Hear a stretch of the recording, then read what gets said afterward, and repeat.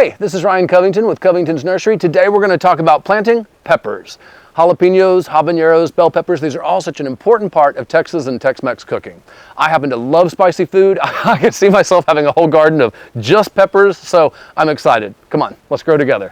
Spicy life! Bring the heat! I'm a hot pepper, hot pepper, pepper. I'm a hot pepper, hot pepper. I'm hot like the fire, hot like the sun. When we talking about heat, me be number one. I'm a hot pepper, hot pepper, pepper. Hey, so I'm up here at Covington's Nursery with our resident plant expert, Burton. Burton, I'm going to use the jalapeno. Everyone in Texas is familiar with the jalapeno. I'm going to use that as kind of our base reference, but how are you going to break up the peppers today that we're going to talk about? We're going to break the peppers up into the mild peppers, the hot peppers, and then my personal favorite, the incredibly ridiculously hot peppers. Okay, so I know there's a Scoville scale. We won't go too much into that.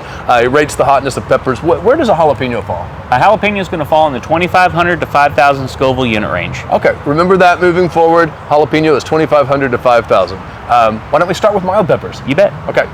So, Burton, when we're talking about mild peppers, I see that you're starting us with bells. Yes, that's probably the most used common sweet pepper that we use around here.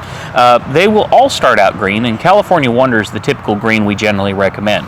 But there's a fun trick on a lot of these bell pepper varieties.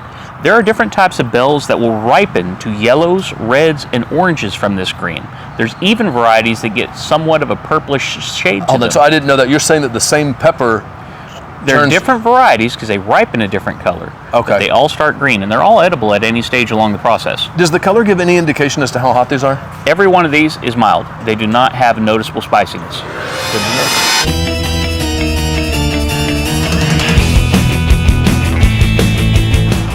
So, Burton, is this another mild pepper that you have here? It is. This is a sweet banana pepper. There are hot banana peppers as well, but this one has a wonderful sweetness to it. It's super mild. So both the bell peppers and the banana peppers, I'm familiar with them. They are nowhere near as hot as a jalapeno. They are not. They don't even tick over the Scoville unit scale at all. Oh, wow. They barely count as any kind of spice at all. They're wonderful for cooking with. They're wonderful for eating fresh. But let's move on to something hotter. Oh, yeah. Okay.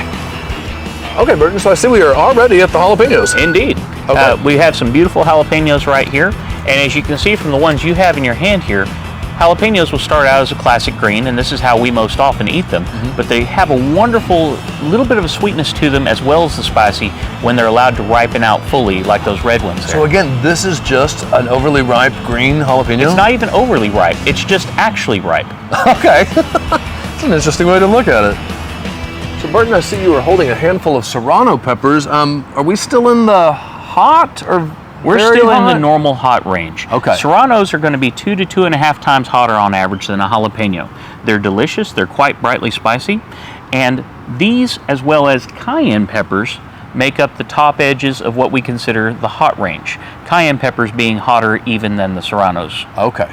So we've reached the high end of hot, and now Yes. we're ready to move into my favorite territory. Okay, here we go. I'm hotter than hot could ever be.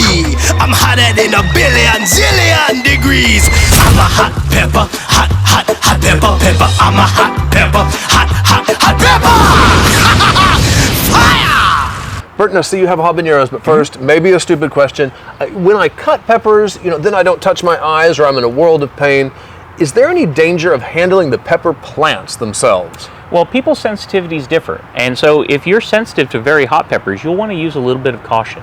It's mostly the juices of the plant that will hurt you far worse, but some people can find a little bit of difficulty coming into close contact. So if you're sensitive to hot pepper, you should take some care. Good to know. But okay. Everyone's sensitivities differ. As you can see, I can just holding on to these like it's no problem at all. Okay, and so you have habaneros. Are we at the...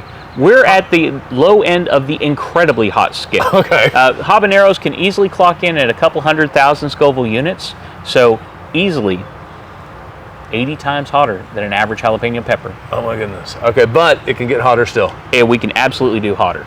You have different types of very hot pepper, ranging from varieties like Ghost and the Caribbean hot peppers, but my personal favorite is going to be this Carolina Reaper. And when you say personal favorite, are you being crazy here because this pepper is just insanely hot? Well, that and it's delicious, but you don't sit down and eat this pepper like you're trying to sit down and eat jalapenos. I cook with it. I mean, the label literally has a Grim Reaper on it, I see. It has a wonderful bright spiciness.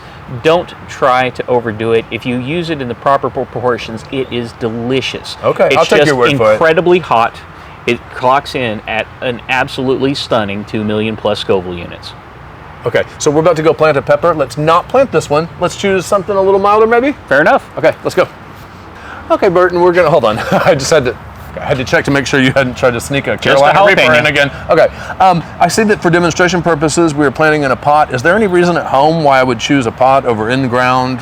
It's fine either way in this case. So do it because of space requirements. I love to leave them in full sun the entire season long, so I don't need to move it to partial shade like I might do some crops in the summertime. So we're using this for convenience sake. Okay, and I'm assuming this is just filled with Covington's potting soil. Absolutely. Okay, let's go. Okay. This one is very simple to plant. There's no hugely special requirement for pepper. We're just going to dig ourselves a nice hole. We're going to use some of our organic fertilizer right here. I remember with the tomato, we were planting it a little deep. How about the pepper? The pepper we are not. We're planting the Just pepper normal. at the same grade. Okay.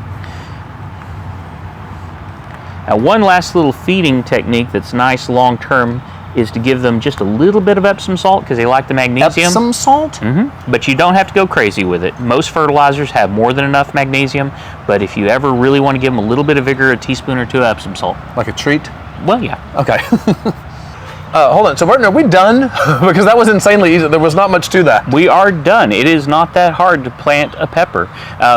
For right there now, all you need to do is keep up with the watering throughout the growing season. You'll want to fertilize it about every 6 weeks in a container like this. Okay, and the growing season, when are we planting these peppers? We're planting these as early as you feel comfortable, and that's going to be a little different every year. March 17th is our average last freeze, and peppers will not survive freezing weather. Okay.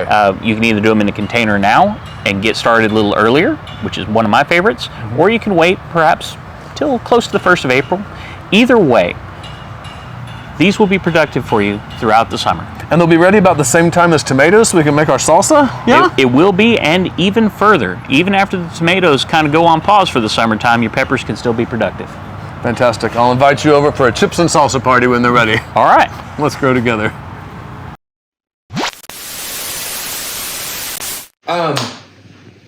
So we have nothing for you today about peppers. Every single pepper story that we thought of to tell is either inappropriate in one way or another, or and you didn't grow peppers?